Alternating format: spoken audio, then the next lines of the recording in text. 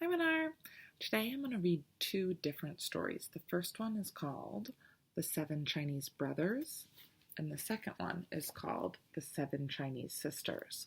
While I'm reading, I want you to think about what might be the same about these books, what might be different, and I especially want you to think about which characteristics you might want to have, because the characters in these books have some special abilities. So the first one we're going to read is The Seven Chinese Brothers by Margaret Mahy.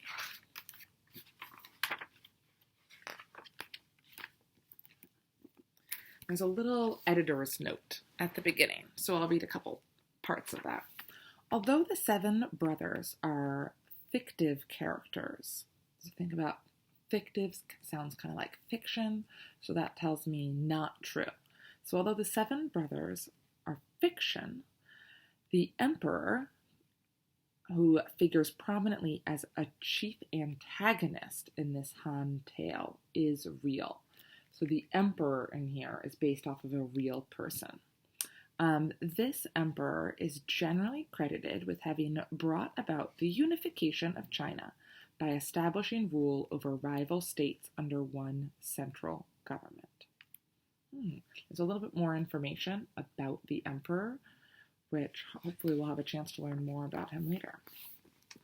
Right. Once upon a time, when Qin Shi Huang was emperor of all of China, 7 remarkable brothers lived together on a beautiful hillside. They walked alike, they talked alike, they even looked so much alike that it was hard to tell one brother from the brother next to him. All the same, each brother had something special about him. Each brother had one amazing power that was all his own.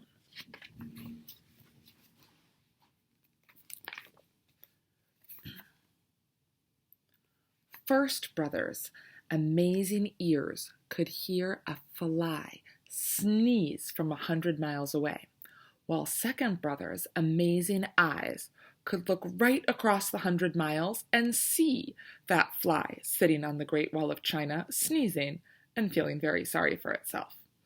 Third brother was a man of unusual strength. He could walk across China in a straight line, lifting up any mountains that got in his way and putting them carefully back behind him. Fourth brother was strong too, for he had bones of iron that wouldn't break, buckle, or bend. Fifth brother had legs that could grow as tall and thick as tree trunks, while sixth brother never ever became too hot, no matter how hard he worked under the summer sun. As for seventh brother, he was the baby of the family, and all his 6 older brothers tried to keep him smiling and happy, for he was their youngest brother, and when he was unhappy, he wept great, big, warm, salt tears, and each tear was large enough to drown an entire village. The 7 brothers lived happily together, and seventh brother never once had anything to cry about. But one day, as they worked on their hillside, first brother lifted his head, with his amazing ears on either side of it, and said, "I can hear such a moaning and a groaning 100 miles away by the Great Wall of China. Second brother, take a look and tell me what the trouble's about." Second brother turned his far-seeing eyes towards the Great Wall. "Ah, he cried, "there is an enormous hole in the Great Wall of China. I see 100 poor men working day and night and day. They look so tired and weak. Perhaps they are not allowed to eat or sleep until the hole in the Great Wall of China is repaired."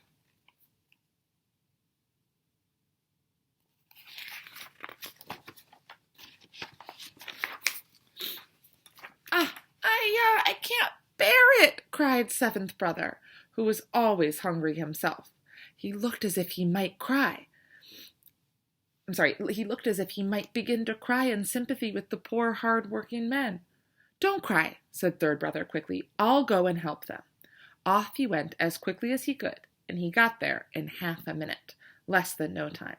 He set to work at once, tossing great stones from one hand to the other, as if they were feathers.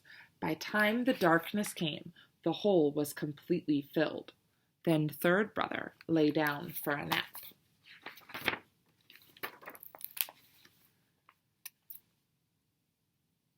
But when the emperor heard that a single man had repaired the hole in one afternoon, he was not at all grateful. Indeed, he looked very worried. A man as powerful as that is more trouble than he's worth, thought the emperor to himself. Strong men can be very useful to an emperor, but this one is too strong. One army may not be enough to catch him. I had better send two. When third brother woke up from his nap, he found himself surrounded by two armies. By the command of the celestial emperor, whose face is more dazzling than the rising sun, you are to be executed in the morning, proclaimed the generals of the two armies. Executed means he's to be killed in the morning. Take the prisoner to the palace of the emperor, they ordered. When he heard this, third brother burst into tears.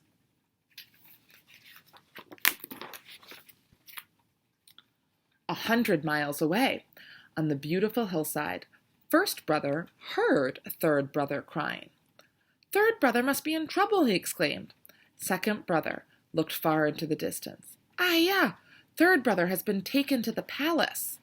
He is surrounded by two armies. They're going to execute him in the morning. No wonder he's crying. Don't worry, cried fourth brother, who saw that seventh brother was about to cry too. I will change places with him.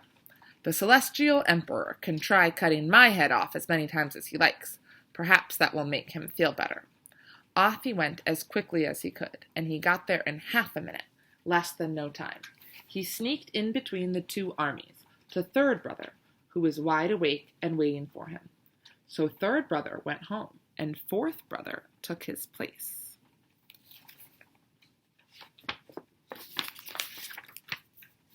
All the next day, the officers of the army tried over and over again to behead fourth brother, but sword after sword bent and broke.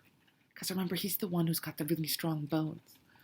Sword after sword bent and broke on his bones of iron.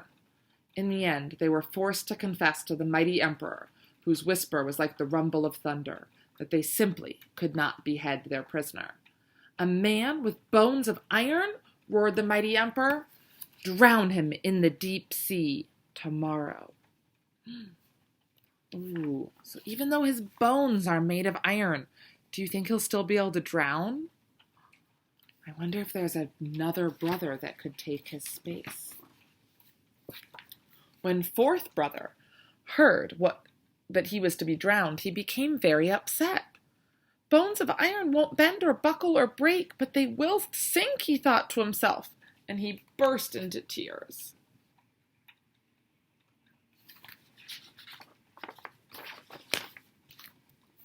A 100 miles away, on the beautiful hillside, first brother heard fourth brother begin to cry. Fourth brother's crying, he said. Second brother looked into the distance, far beyond the hills, and said, yeah, tomorrow morning they're going to drown fourth brother. No wonder he's crying. So think, who could take his place? Don't worry, fifth brother interrupted. I will change places with him. The mighty emperor, whose whisper is like the rumble of thunder, can try to drown me as many times as he likes. Perhaps that might make him feel better. See if you can remember what fifth brother's special power was. Off he went as quickly as he could, and he got there in half a minute, less than no time. He tiptoed past the guards to fourth brother, who was awake and waiting for him. Swiftly, they switched places, and fourth brother went home. So if you can't remember, I'll turn back to the first page. Fifth brother has legs that can grow as tall and thick as tree trunks. All the next day, the soldiers of the two armies tried to drown fifth brother. They threw him into the deep sea, but his legs grew so quickly the water only came up to his knees. They tried throwing him into deeper water, but the deep, deep water only just reached as far as his waist. Finally, they threw him into the deepest part of the sea, but even the deepest part of the sea only came up to his neck. Waves broke under his chin. "Ah," said fifth brother, smiling happily, "how lovely and cool is the deepest sea water of all." You can even see little fish down there. "He's more dangerous than I imagined," muttered the splendid emperor, whose merest glance was like a flash of lightning. "He won't drown, but he might burn. Into the fire with him tomorrow morning," he commanded. When he was told his fate, fifth brother burst into tears. Far away on the beautiful hillside, first brother heard fifth brother's cries. Second brother looked right across 100 miles to the Great Wall of China. "Ayah!" he cried. "Tomorrow morning they are going to burn fifth brother alive. No wonder he's crying." "Don't worry," said sixth brother, afraid that seventh brother might begin to cry too. "I will take his place. The splendid emperor, whose merest glance is like a flash of lightning, can bake me all day long if he likes," he said with a shiver. "Perhaps that will make him feel better." Off he went as quickly as he could, and he got there in half a minute, less than no time. He tiptoed in between the two armies and found fifth brother, who was awake and waiting for him. So fifth brother went home, and sixth brother took his place.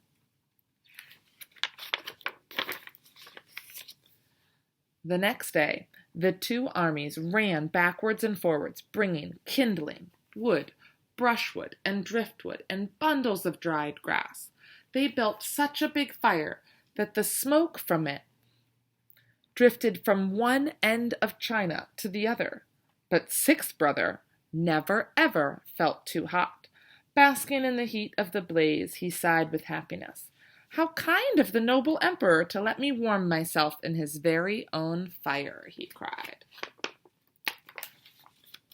The noble emperor, whose slightest frown made the land shake like an earthquake, was furious. "Send for the royal archers," he ordered. "In the morning we will shoot this man full of arrows." Sixth brother burst into tears. I wonder if they have anyone. Is there anyone left? Over on the beautiful hillside, first brother heard sixth brother crying. "Second brother," he asked, "what do you see?" "Ayah!" cried second brother. "Tomorrow morning they're going to shoot sixth brother full of arrows." The brothers looked at each other. "There is nothing for it," said first brother. "We cannot leave sixth brother to die alone. We will all go to the noble emperor, whose slightest frown makes the land shake like an earthquake. He can shoot arrows through all of us. At least we will be together." The brothers started their journey to the palace, but poor seventh brother was so upset that he couldn't help crying just a little. His first tear was as big as the longest river in China. It rolled into a single drop. His second tear was as big as the second longest river. Both tears were as salty as the sea. A great ocean of warm salt water swept down the road ahead of the brothers. It swept on for 100 miles. Seventh brother's first tear swept one army north. His second tear swept the other army south.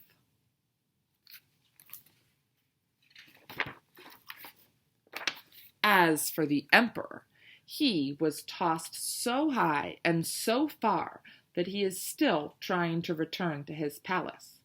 Seventh brother's tears swept over the Great Wall of China and flowed all the way out into the Yellow Sea and all the way back again in half a minute, less than no time.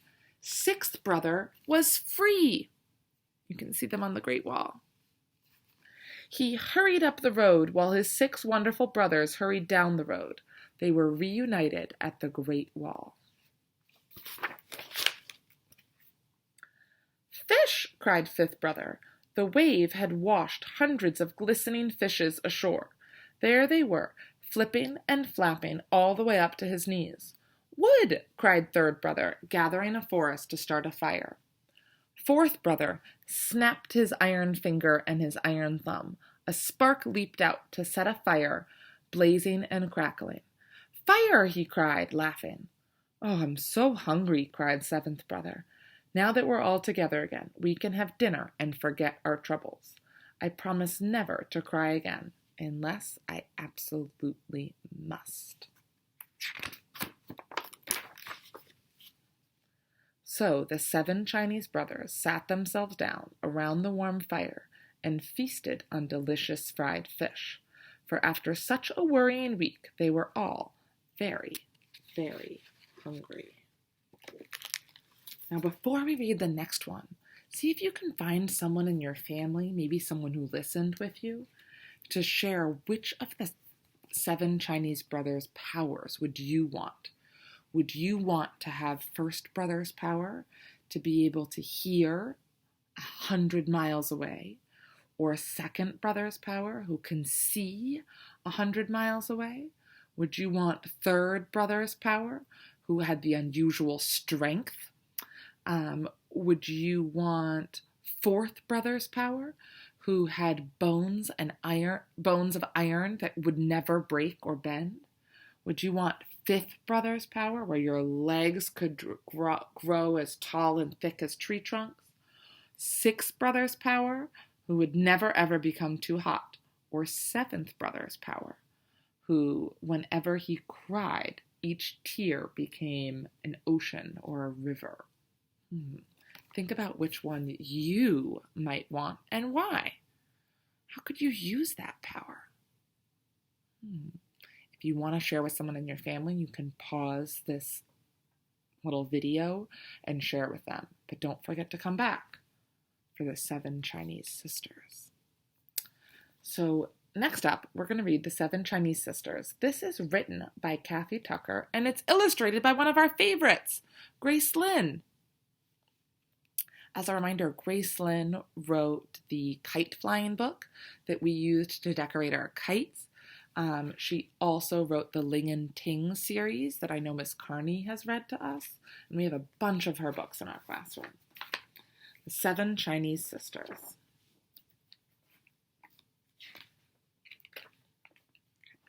I'm going to move a little bit so you can see both pages at once. Once upon a time, there were 7 Chinese sisters who lived together and took care of each other. Each sister had shining black hair and sparkling eyes. Each stood straight and tall, except for 7th sister, who was just a baby. But the sisters were very different. First sister could ride a scooter as fast as the wind. Second sister knew karate, kick, chop, hi-ya. Third sister could count to 500 and beyond. Fourth sister could talk to dogs. Fifth sister could catch any ball, no matter how fast and high it was thrown. And sixth sister could cook the most delicious noodle soup in the world. And seventh sister, well, no one was really sure yet what she could do, as she was so little she had never spoken even one word. Far away, across the bridge, through a forest and up a mountain, lived a terrible dragon. One day he woke up very hungry. He took a big sniff, sniff, sniff, and smelled something wonderful. It was Sixth Sister's noodle soup. Down the mountain, over the forest, and across the bridge flew the dragon, straight to the 7 sisters' house. The sisters were so busy they didn't see him coming. First sister was polishing her scooter. See if you can find her in the illustration. Second sister was practicing for her black belt. Third sister was counting grains of rice. Fourth sister was talking to a stray beagle. Fifth sister was throwing a ball up a mile or so and catching it. Sixth sister had just stepped into the pantry to get some more noodles. She's inside the house. And seventh sister was crawling around on the kitchen floor. And here comes the dragon. When the dragon peeked in the kitchen door and saw plump little seventh sister, he forgot all about the soup. Instead, he snatched up the baby. Seems like we have a problem.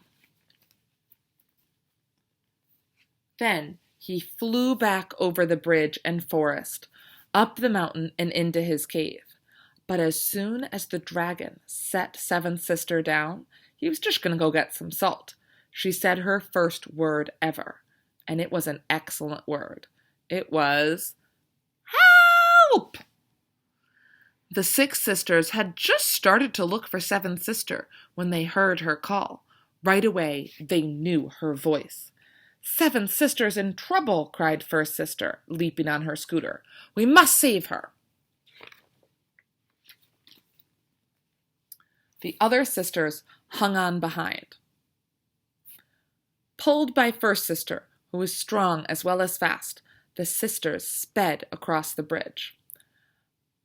Beyond was the deep forest filled with many trees, so many, third sister counted them by twos. Now seventh sister's cries were louder. The sisters headed up the mountain and soon reached the dragon's cave. "Help! Help! Help!" They could smell smoke and hear the most awful roars. Fourth sister listened carefully. Dragons do not talk exactly like dogs, but she could still understand a little. The dragon was roaring. "There's no use calling for help. You're going to be my supper," he said. And suddenly, seventh sister shouted her second word ever, which was, "No!" "Bow wow ruff! If you don't bring her out, sir, you will regret it," called fourth sister in her best dog language she could manage. The dragon stopped roaring. What was that girl yelling? All he could understand was, "Bring her out, sir." But no one had ever tried to talk to him before, and he was so curious he picked up seventh sister and rushed outside. Second sister stepped forward. Then, fast as lightning, she leaped into the air, slapped the dragon on the chin, and shouted, "Hi-ya!"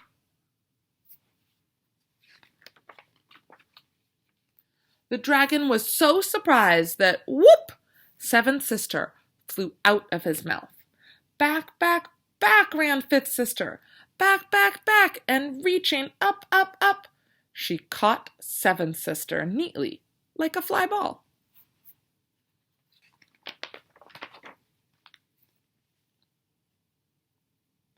When the dragon saw that his dinner was gone, he fell to the ground sobbing. "Hungry, hungry," he whimpered. And fourth sister understood him perfectly, because the word hungry is exactly the same for dragons as it is for dogs. "He's starving," she explained, and now all the sisters could see he was quite skinny and sort of sad. "Tomorrow, sixth sister can bring him some soup," first sister said. "But we've got to get seventh sister home. She's all worn out, and she needs her diaper changed." "Sisters, go home," cried baby seventh sister, who was learning to talk very quickly now.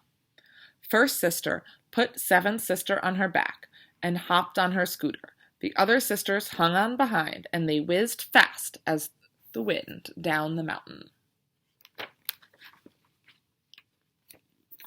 But when they reached the forest, first sister stopped. Now that they didn't have seventh sister's cries to guide them, how could they find their way through all the trees? "Don't worry," cried third sister. "I counted the trees when we came. We must go past 500. And so when third sister had counted 500 trees by twos, the seven sisters came to the bridge.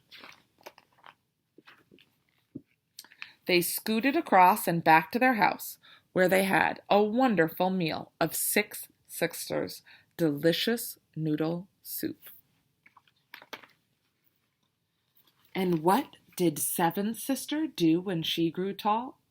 She became the best storyteller in the world, and she always told this story first.